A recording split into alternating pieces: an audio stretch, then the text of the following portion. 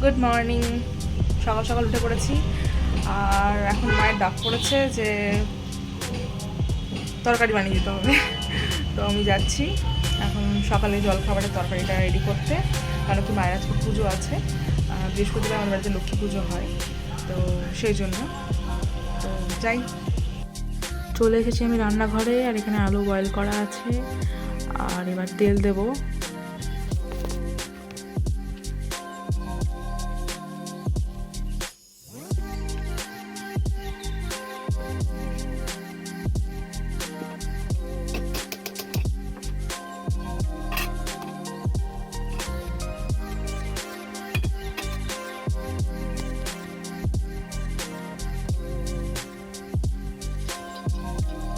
এখানে দিলাম 5 ফোড়ন আর হচ্ছে শুকনো লঙ্কা।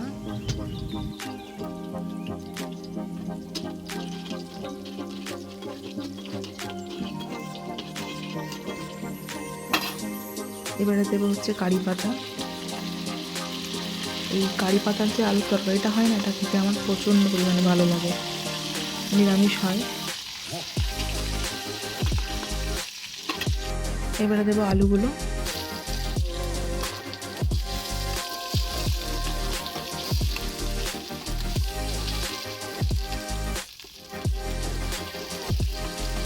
আলুগুলো একটু হালকা ভেজে নিয়ে নুন হলুদ দেবো।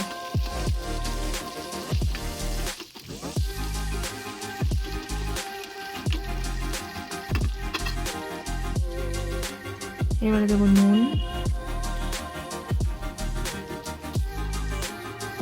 আর একটু হলুদ।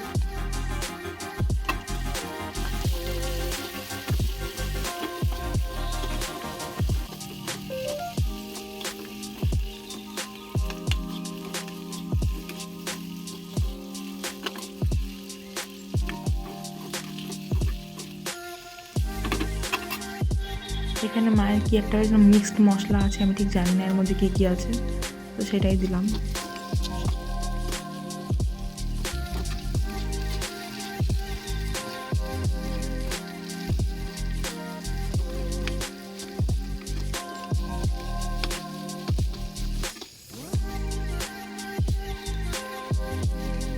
এবারে এতে দেবো জল।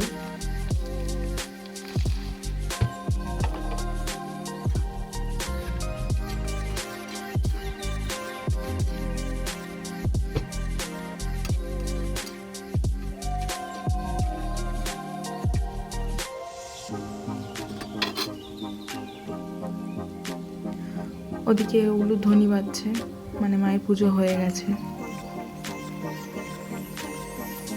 আর এরপর দেবে একটুখানি ঘি টেস্টের জন্য। আসলে আমি ঘি বাটার প্রচণ্ড পরিমাণে পছন্দ করি, তো সব রান্নাতে একটু ঘি বাটার দিলে খুব ভালো টেস্ট হয়।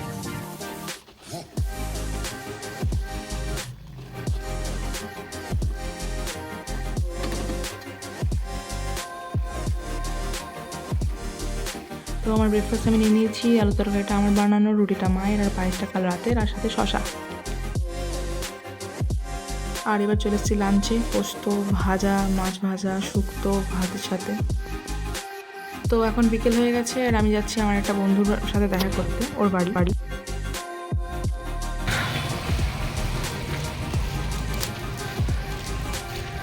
এখন যাচ্ছি আবড়িপাড়ার রাস্তা দিয়ে। বৃষ্টি পড়া স্টার্ট হয়েছে, দেখা যাক ভিজতে যেন না হয়।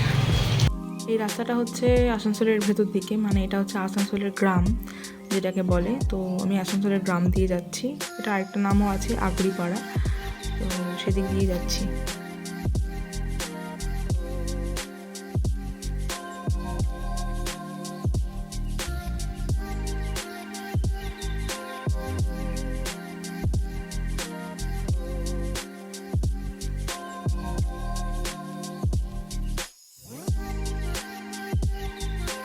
আর এখানে হচ্ছে আসানসোল ডিস্ট্রিক্ট হসপিটাল, ওই যে সামনে যে বোর্ডটা ওইটা।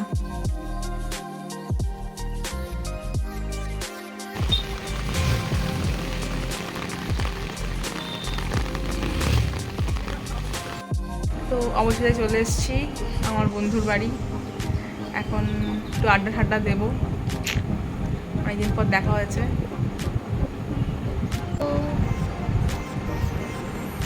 করছেন আপনি? তোর ফেসবুকের পেজটা ফলো করো। আমার ফেসবুকের পেজ ফলো করছেন? লাইক করে দেবেন রোজ একটা করে।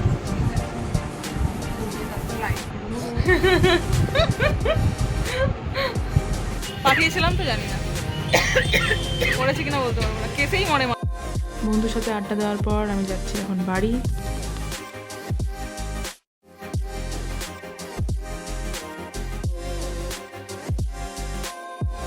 বাড়ি এসে দেখলাম মা সাম্বার বড়া বানিয়েছে, আমার তো মন খুশ হয়ে গেল।